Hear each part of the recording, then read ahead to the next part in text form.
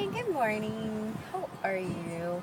I hope you're having a great day. And I just wanted to pop in real quick. I had a moment of reflection that I wanted to share with you.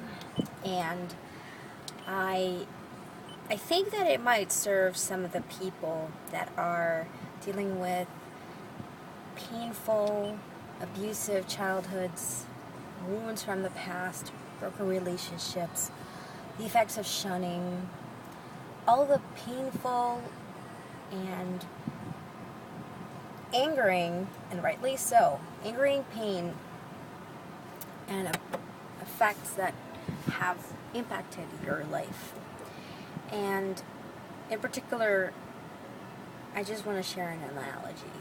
So, I was talking about anger. Anger comes from a place of wanting justice to be done and realizing that, or having this idea that there is no justice to be had, or it's not going to come. Like, the apology isn't coming.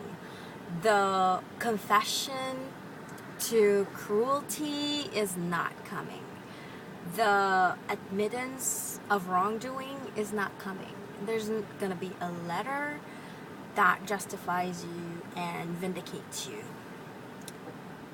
But you have righteous anger because you are owed that much and more. It's only logical to expect a payment for that debt, because damage and wounds are basically, it's like someone has stolen your joy. They have stolen part of your life, and it is natural for us to strongly feel like we require, on some deep level, restitution. However, that exact same energy of restitution which is also tooth for tooth, eye for eye, life for life, was also the energy in which the deity of the religion we left, the Jehovah's Witnesses, that is the energy of that deity. That's what they taught us. That's what's coming for the world. It's coming for the world because, they've all been wicked and they deserve their life to end. This is a deep indoctrination point in the Jehovah's Witness organization, where children are taught from very early to look at the Old Testament and go, look, if you did XYZ, you deserve to be stoned to death. So eye for an eye, or you lose your life. So it's deeply ingrained to some level that you want that. You want that justice, restitution, that repayment. But understand, I hope you sense this, that this need, this desire inside of you is also the same energy as that punishing, angry, and will burn down everything, and all the elements becoming exceedingly hot melt, and the sky falls. Jehovah, Armageddon, God, that they so paint as loving, when with the same mouth they say he's going to come kill everyone, and all the babies, and all the dogs, and all the cats, and everything, because of humans being so evil. That energy you need to free yourself from. And I know that you probably say, yeah, Beth, you have easy talking. You haven't gone through what I have gone through. You don't know what I'm walking through. And you're right. I don't know. I don't know the pain in your heart. I don't know the hardships in your heart. And I want to acknowledge that. I haven't heard your story. Your pain has not been heard. You've not been given a place, an audience to express this, to convey it, to talk about it, to feel it, to defend it. There's something very powerful about listening to yourself. And as Jehovah's Witnesses, we were taught to suppress and repress. I mean, seriously, there was this announcement at some point I think it was a magazine or a JW broadcast where they talked about this. They were like escorting people out of funerals who were overly emotional. And maybe it wasn't a magazine or a JW broadcast. It was actually just done to me and to other people I knew. And this repression of emotions, or the beautiful, and I mean this sarcastically, the beautiful comment of, why are you crying? You have the hope. You know what's going to happen. The denial of true emotions, the rejection of the true human condition. I'm going to open a window because it's kind of hot. The true human condition, that when wounds occur, pain presents itself, and it needs to be acknowledged. It needs to be dealt with. And you cannot talk emotions away. People do this, but it's not good. It is not good. If you want to be a good comforter, listen. You can't talk your friend or spouse or neighbor or parent or relative into feeling better about something that saddens them. They need to feel it. You just need to be with them. That is something I've seen in a lot of quotes, and it took me a long time to learn because I'm an empath. But I felt like I had to do something, and I thought I just have to say something, and it was a huge pressure in me to just talk like, okay, yeah, I know how you feel, and I've gone through it too, and I've had this and I've had that, and suddenly I'm in a storyline about my pain, thinking that if I open my box of wounds, the other person will feel heard. And it took lots of training, coaching training, consulting training, not counseling training, facilitator training, to learn this one key thing. Hurting people need to be heard. They need to be heard first.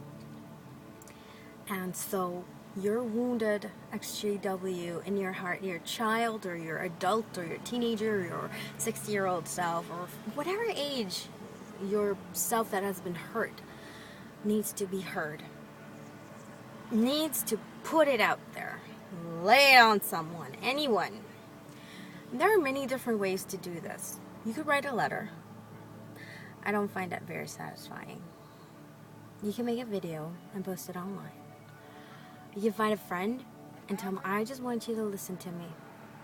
And you can talk to them about it. And if your friend doesn't know what to do, tell them, hey, listen, I'm feeling this way, and I want to talk about it, and I just want to talk about it. We need to be assertive in our healing process. You can't hope that someday it'll fall from the sky and you'll be healed. Your pain will be going away. Time doesn't heal wounds. Time just kind of makes it seem further and further away.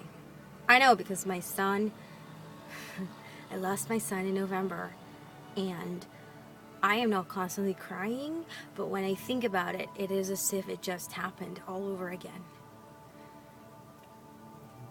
And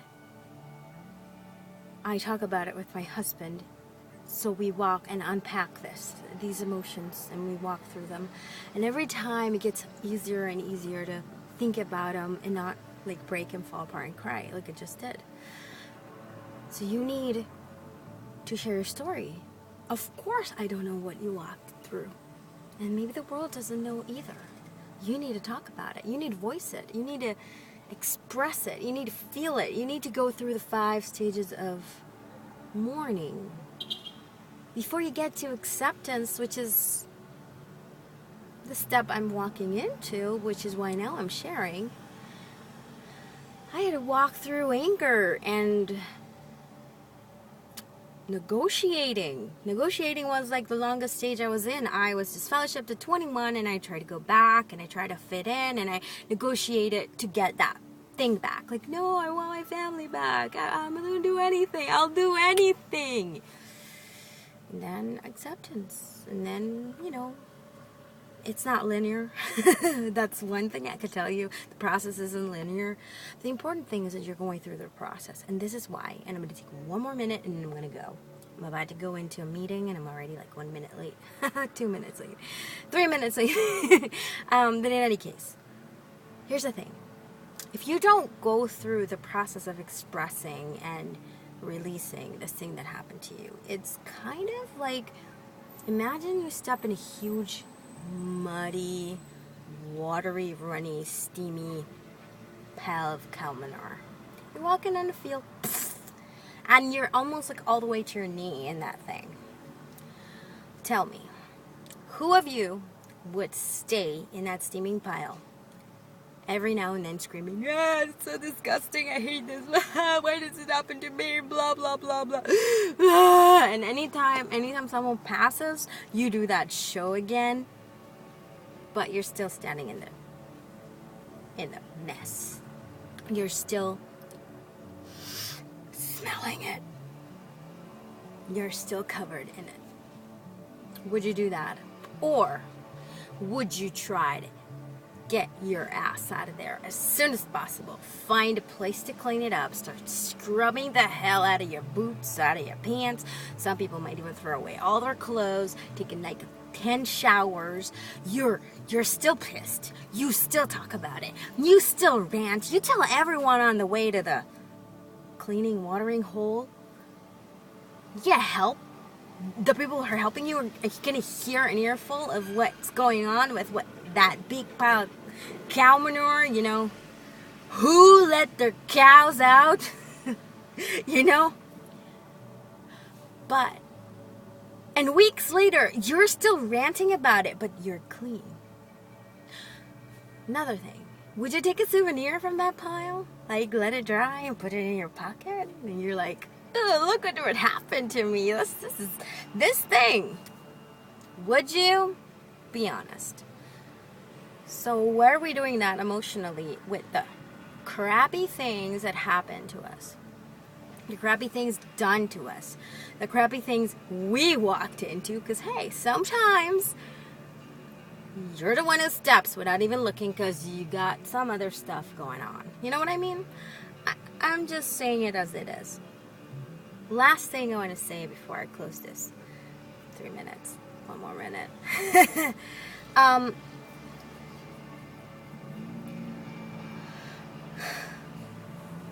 I just want to encourage you to get started. Start anywhere. Start somewhere. Make videos if you want, just like this one.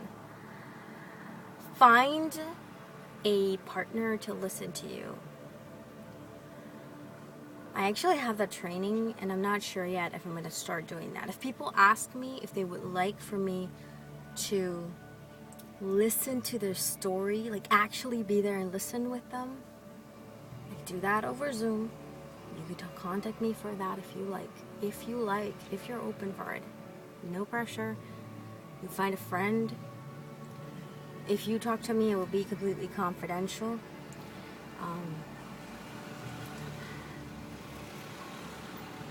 Write a letter, burn it, you know. Do all kinds of things. But here's the deal. Clear that thing out of your life. Because people don't just... You're not just going to pull it out and show to people. Or you're not going to just keep smelling it if you stay there. And extend the torture of this thing. But if you keep it with you, like if you keep a piece of this shit with you, in your jacket, you're hiding it, people are going to they're going to know on a subconscious level that something is beneath the surface because it's going to smell. And not like smell like poop, but in the analogy, that works. Because it is going to affect how you see the world, how you interact with it. Which is what I call smell. And you might carry around residue of it. So bacteria, in this case, from the cow pie. Feces has lots of fecal matter. And you might be bringing energy into societal settings, your job, your relationships, your marriage, whatever, that disrupt the natural balance. And when this happens, people are going to avoid you like the plague, literally. You'll be like, that girl, that guy, he brings, there's something off about him we don't know. And they're going to think that you're the problem. And they don't know that it's your wounds. It's the things inside of you that are creating this problem that you mistrust. And because you mistrust, you're not open or whatever, and you're just not functioning socially in a way that creates better relationships. But you just keep repeating the same pattern. You keep experiencing the same things you experienced before because you're carrying this poop with you that has fecal matter. So do yourself a favor. Make a promise to yourself that you are going to clean it up for you, for your heart, for your future. It doesn't matter how old you are. You can do this. You can do this. I believe in you. Now, we will talk again some other time. Have a great day. Bye.